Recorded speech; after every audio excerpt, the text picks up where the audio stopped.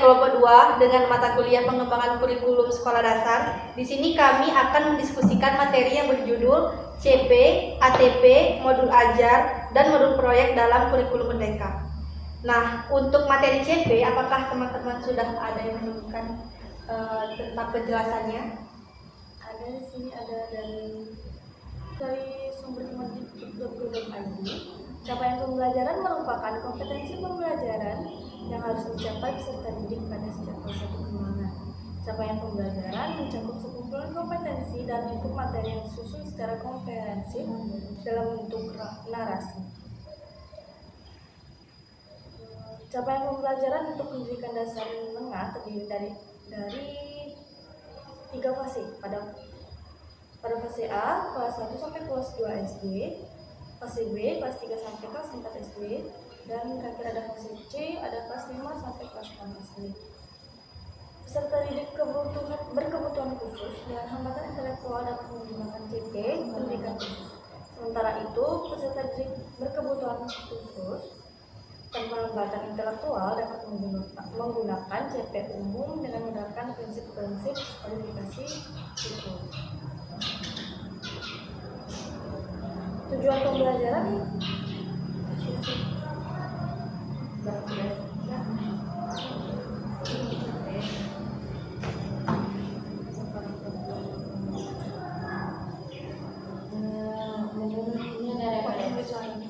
ada referensi di dalam kurikulum merdeka terdapat capaian pembelajaran yang membedakan kurikulum 13 dengan kurikulum merdeka.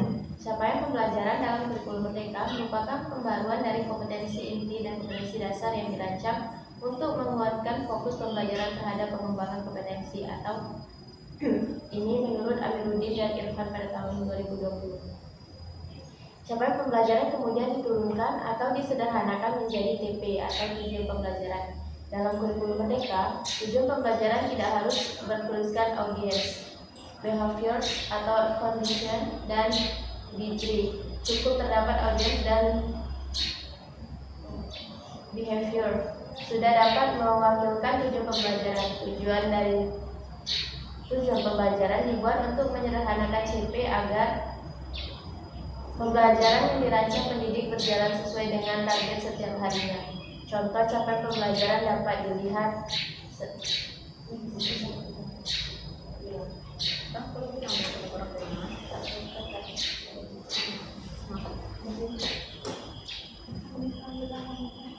untuk selanjutnya, setelah kita mengetahui apa itu CP, tadi kan sudah kita ketahui bahwa CP itu adalah capaian pembelajaran dalam kurikulum merdeka. Selanjutnya, capaian pembelajaran ini diturunkan menjadi alur tujuan pembelajaran atau disebut dengan ATP, yang merupakan rangkaian tujuan pembelajaran yang sudah tersusun secara sistematis dan logis dalam fase capaian pembelajaran secara utuh dari fase awal hingga akhir menurut Boang tahun 2022.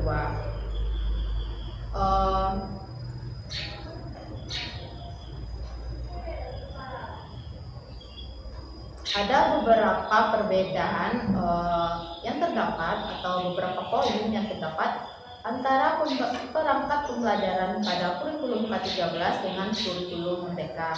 Contohnya, dalam kurikulum K13 terdapat indikator dan tujuan pembelajaran, sedangkan dalam kurikulum merdeka memiliki CP dan TP.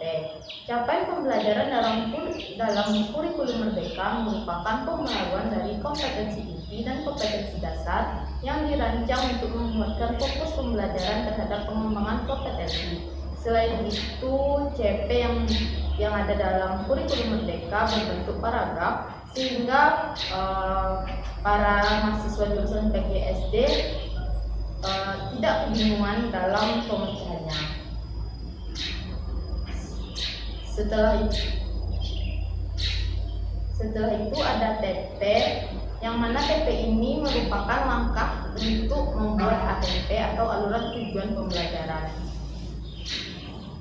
Mungkin itu dari saya.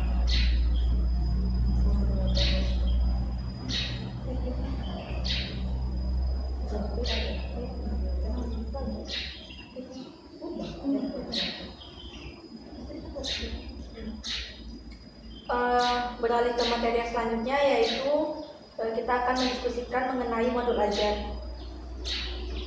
Di sini dari sumber yang saya baca, konsep modul ajar adalah sejumlah alat atau sarana media, metode, petunjuk, dan pedoman yang dirancang secara sistematis dan menarik. Modul ajar merupakan implementasi dari alur tujuan pembelajaran atau ATP yang dikembangkan dari capaian pembelajaran atau CP dengan profil pelajar Pancasila sebagai sasaran. Modul ajar disusun sesuai dengan fase atau tahap perkembangan peserta didik, mempertimbangkan apa yang akan dipelajari dengan tujuan pembelajaran dan berbasis perkembangan jangka panjang. Guru perlu memahami konsep mengenai modul ajar agar proses pembelajaran lebih menarik dan bermakna.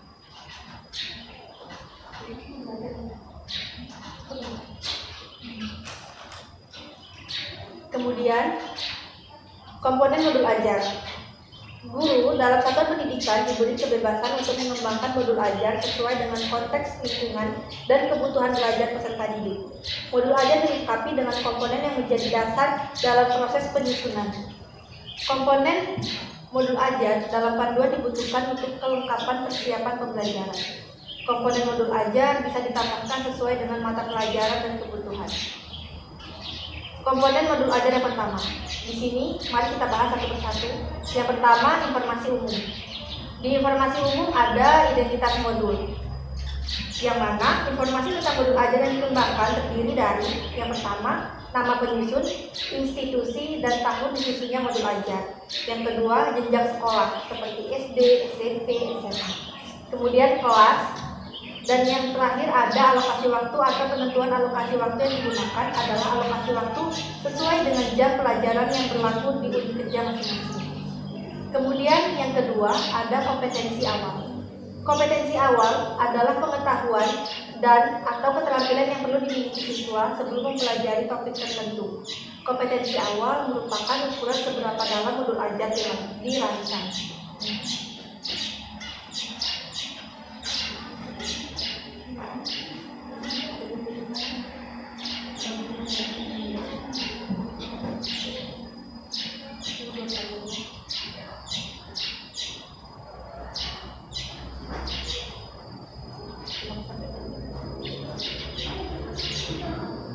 Kemudian yang selanjutnya ada profil pelajar Pancasila.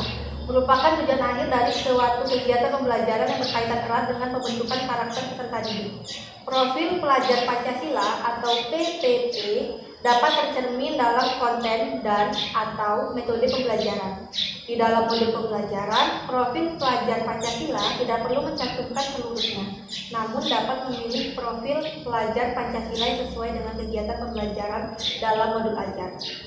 Di dalam profil pelajar Pancasila ada 6 dimensi yang saling berkaitan dan terintegrasi dalam seluruh mata pelajaran melalui atau terlihat dengan jelas di dalam yang pertama materi atau isi pelajaran, yang kedua pedagogi, dan atau yang ketiga kegiatan proyek, atau yang keempat asesmen. Setiap modul ajar memuat satu atau beberapa unsur dimensi profil pelajar Pancasila yang telah ditetapkan.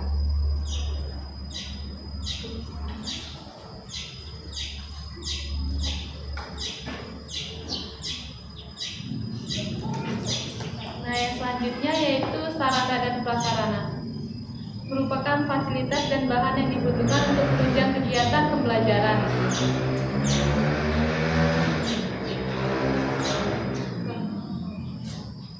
Sarana merujuk pada alat dan bahan yang digunakan, sementara prasarana di dalamnya termasuk materi dan sumber bahan ajar lain yang relevan yang digunakan dalam kegiatan pembelajaran. Yang selanjutnya yaitu target peserta didik.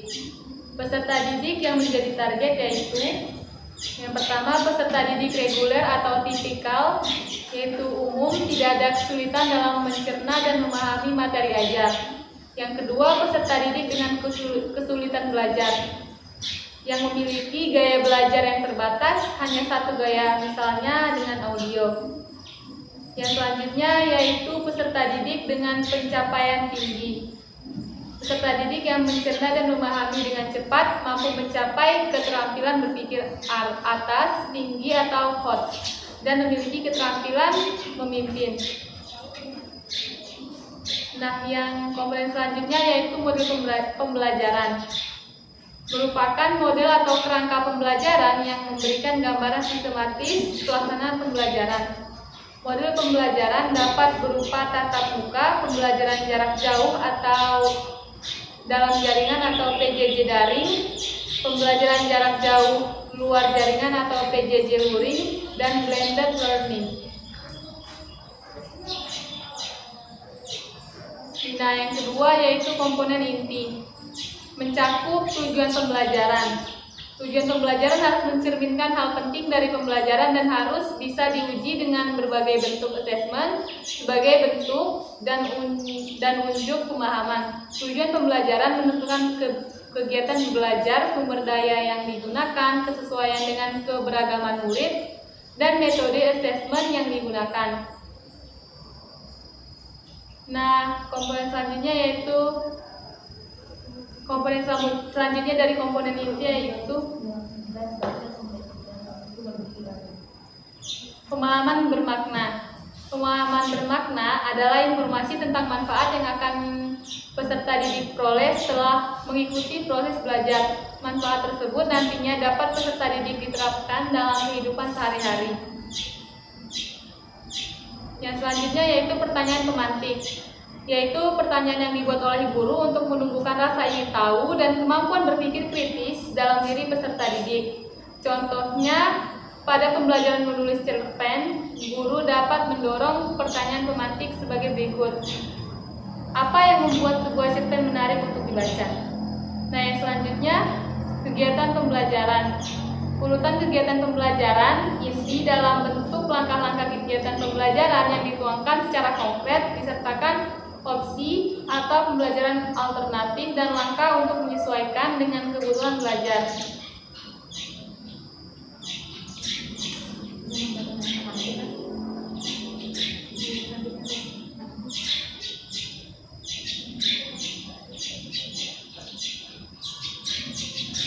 Selanjutnya ada asesmen. Asesmen digunakan untuk mengukur capaian pembelajaran di akhir kegiatan.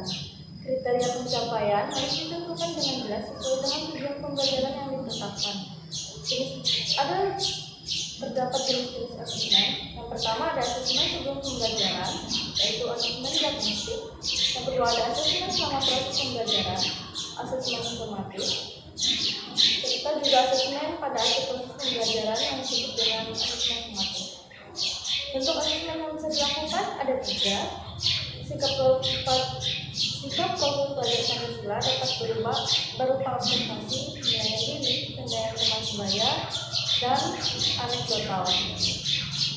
Performa, presentasi, drama, pemerangan hasil karya, jurnal, dan sebagainya. Yang terakhir ada tertulis, tes objektif seperti esai, pilihan ganda, ujian, jawaban singkat, benar atau salah. Yang F ada pengayaan dan remedial. Pengayaan adalah kegiatan pembelajaran yang diberikan pada peserta didik dengan capaian tinggi agar mereka dapat mengembangkan potensinya secara optimal. Remedial diberikan kepada peserta didik yang membutuhkan bimbingan untuk memahami materi atau pembelajaran mengulang. Saat merancang kegiatan pengayaan, perlu diperhatikan mengenai diferensiasi, contohnya lembar belajar atau kegiatan yang berbeda dengan kelas. Komponen modul ajar yang ketiga yaitu lampiran. Lembar kerja peserta didik ditujukan untuk peserta didik, bukan guru, dan dapat diperbanyak sesuai dengan kebutuhan untuk diberikan kepada peserta didik termasuk peserta didik non-reguler.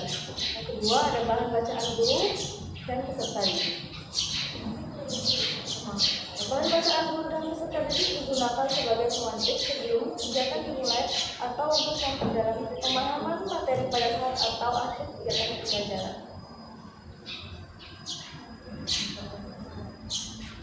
Baiklah, adapun langkah-langkah pengembangan modul ajar kurikulum merdeka.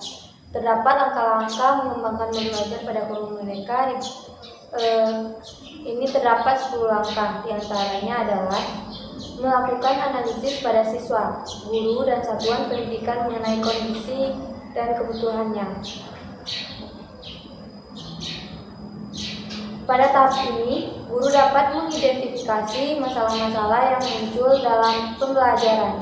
Guru dapat menganalisis kondisi dan kebutuhan siswa dalam pembelajaran sehingga modul ajar yang didesain akurat dengan masalah yang ada dalam pembelajaran. Selanjutnya, melakukan asesmen diagnostik pada siswa mengenai kondisi dan kebutuhan dalam pembelajaran.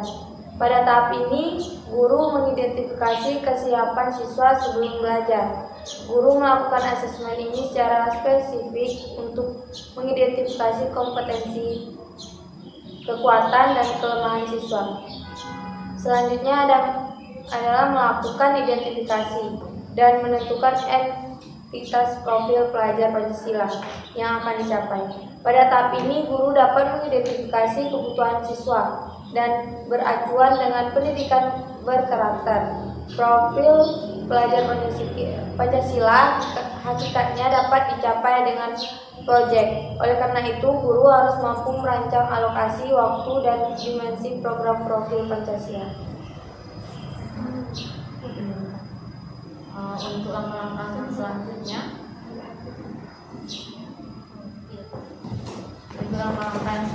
yaitu mengembangkan modul ajar yang bersumber dari alur tujuan pembelajaran. Alur tersebut berdasarkan dengan capaian pembelajaran. Esensi dari tahapan ini adalah pengembangan materi, sama halnya seperti mengembangkan materi pada rencana pelaksanaan pembelajaran atau RPP. Langkah yang kelima yaitu mendesain jenis, teknik, dan instrumen asesmen. Pada tahap ini, guru dapat menentukan instrumen yang dapat digunakan untuk asesmen yang beracuan pada 3 instrumen asesmen nasional, yaitu asesmen kompetensi minimum, survei karakter, dan survei lingkungan belajar. Adapun langkah yang keenam yaitu modul ajar disusun berdasarkan komponen-komponen yang telah direncanakan.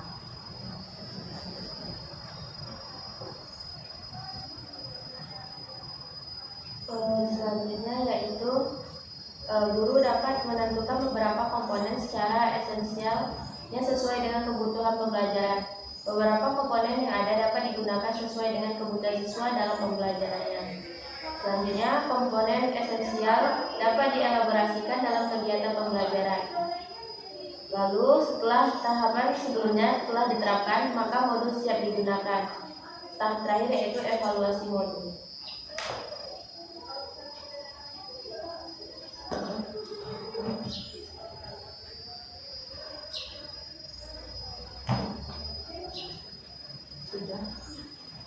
Mungkin dapat kita simpulkan dari materi modul ajar ini terdapat 3 komponen dalam modul ajar, yaitu yang pertama komponen informasi umum, yang kedua komponen inti, dan yang ketiga komponen lampiran. Pada informasi umum meliputi identitas sekolah, potensi awal, profil pelajar Pancasila, target siswa, sarana dan prasarana, dan model pembelajaran. Sementara pada kompetensi inti meliputi tujuan pembelajaran, pemahaman bermakna, pertanyaan pemantik, kegiatan pembelajaran, asesmen dan remedial, serta penanganan. Pada tahapan terakhir adalah lampiran yang berisikan lembar kerja siswa. Pada pengembangan modul ajar kurikulum merdeka terdapat beberapa strategi yang bisa diterapkan. Namun perlu diketahui fondasi membuat modul ajar adalah menganalisis kondisi dari kebutuhan siswa, guru, dan sekolah. Untuk materi yang selanjutnya yaitu modul project. Mungkin sudah ada dari teman-teman yang dapat. Baiklah, untuk modul proyek merupakan perangkat pembelajaran yang dibuat untuk memudahkan tim proyek dalam melaksanakan proyek di satuan pendidikan. Modul proyek dikembangkan sesuai dengan 6 dimensi. Adanya modul proyek dapat mempermudah guru maupun tim proyek untuk dapat merancang peserta mengimplementasikan proyek pelajar Pancasila di satuan pendidikan. Profil pelajar Pancasila ini merupakan gambaran pelajar masa depan bangsa Indonesia dengan dimensi-dimensi yang disesuaikan dengan kebutuhan serta kondisi siswa di masa sekarang dan masa depan. Untuk dapat merancang modul proyek ini, kita perlu mengetahui komponen yang ada dalam modul proyek ini, yaitu adapun komponen modul proyek yaitu dalam menyusun modul proyek kurikulum merdeka setidaknya harus merangkap hal-hal berikut ini, yaitu informasi umum, komponen inti, dan lampiran. Di dalam komponen informasi umum terdapat identitas penulis modul, sarana dan prasarana, target peserta didik, relevansi, tema, dan topik proyek untuk satuan pendidikan. Sedangkan dalam komponen inti terdapat deskripsi singkat proyek, dimensi, dan subelemen dari profil pelajar Pancasila yang berkaitan, tujuan spesifik untuk fase tersebut, alur kegiatan proyek secara umum, asesmen, pertanyaan pemantik, pengayaan dan remedial, refleksi peserta didik dan pendidikan. Untuk komponen terakhir yaitu lampiran yang berisikan lembar kerja peserta didik, bahan bacaan pendidik dan peserta didik, glosarium, dan daftar pustaka. Mungkin itu untuk proyeknya program selanjutnya. Kita mulai ya, Bas.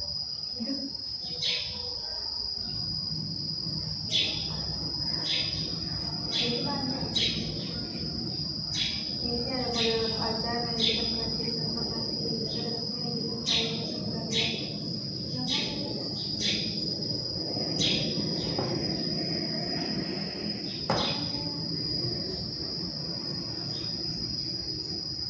ini loh, proyek penguatan profil pelajar Pancasila.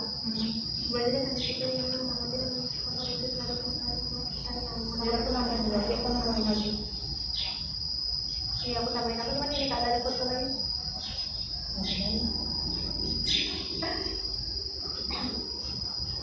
Jadi masih dengan kok malah jadi kayak gitu, jadi podcast. Kak, gimana kalau pakai Sedikit tambahan. as?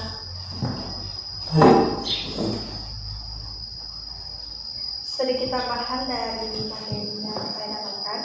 Proyek penguatan profil pelajar Pancasila. Pembelajaran lintas disiplin ilmu untuk mengamati dan memikirkan solusi terhadap permasalahan di lingkungan sekitarnya.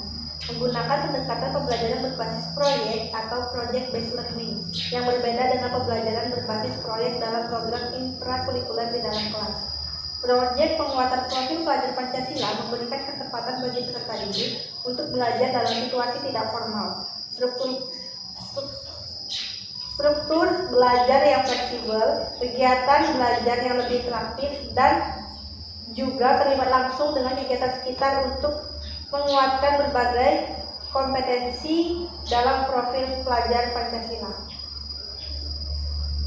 Kemudian, proyek penguatan profil pelajar Pancasila merupakan kegiatan kokurikuler berbasis proyek yang dirancang untuk menguatkan upaya pencapaian kompetensi dan karakter sesuai dengan profil pelajar Pancasila yang berdasarkan standar kompetensi lulusan.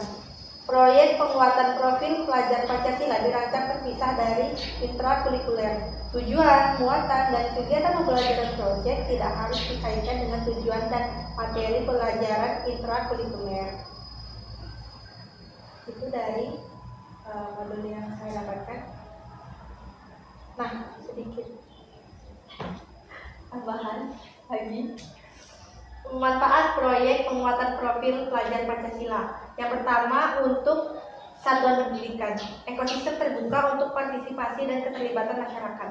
Yang kedua, berkontribusi pada lingkungan dan masyarakat.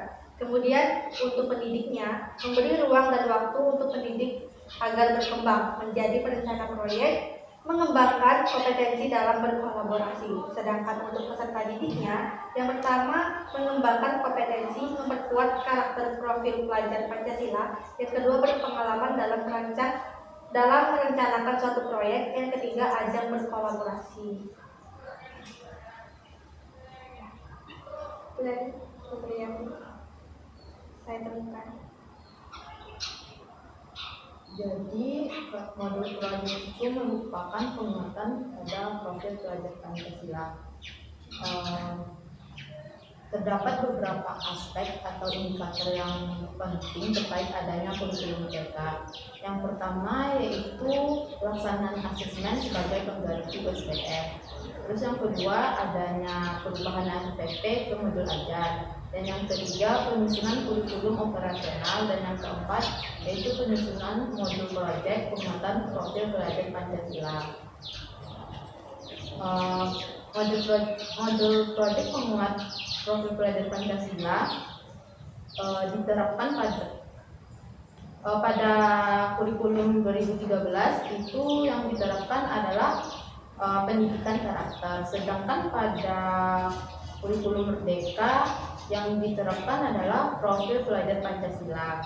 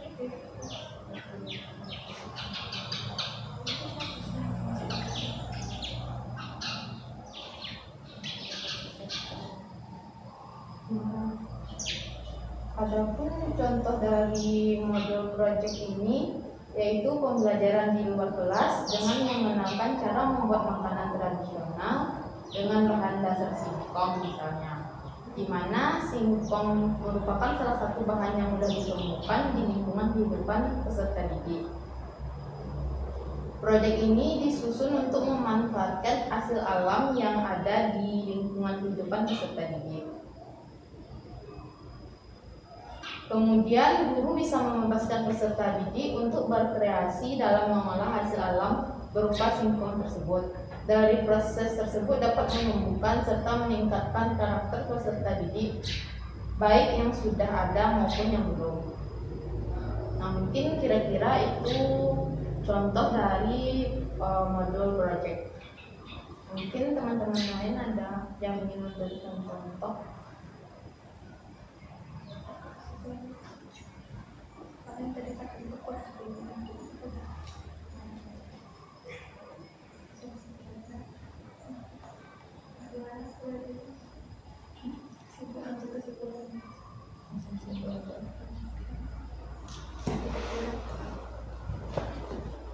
Udah 31 guys.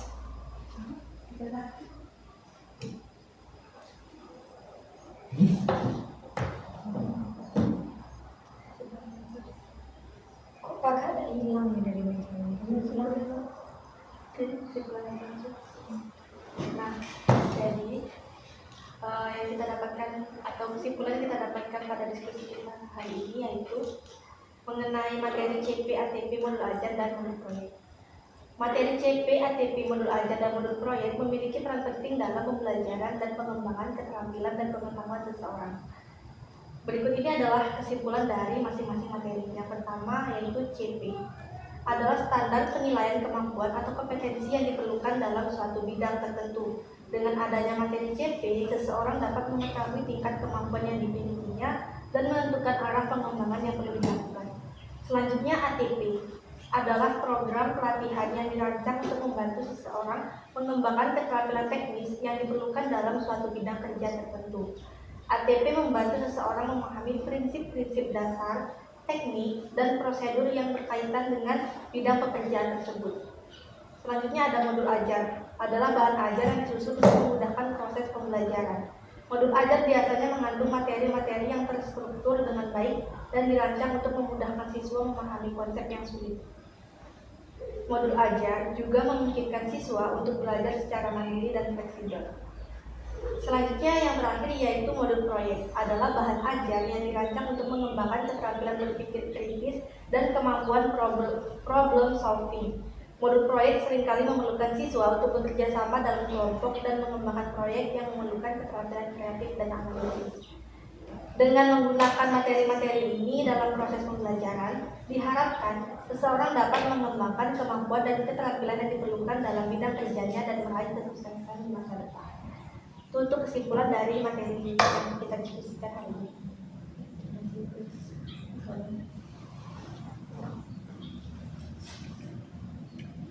Baiklah, itu dia. Itu dia. Di mana dia? Gak ada dia. Baiklah, sekian dari hasil diskusi kami. Kami akhiri dengan wassalamualaikum warahmatullahi wabarakatuh. Ada ulang kayak gitu setengah. Baiklah, itu tadi hasil itu tadi itu dia pulang. Baiklah, sekian dari hasil diskusi. Pulang ya. Siap? Baiklah, sekian hasil dari diskusi kelompok kami. Kami tutup dengan Wassalamualaikum warahmatullahi wabarakatuh. Terima kasih.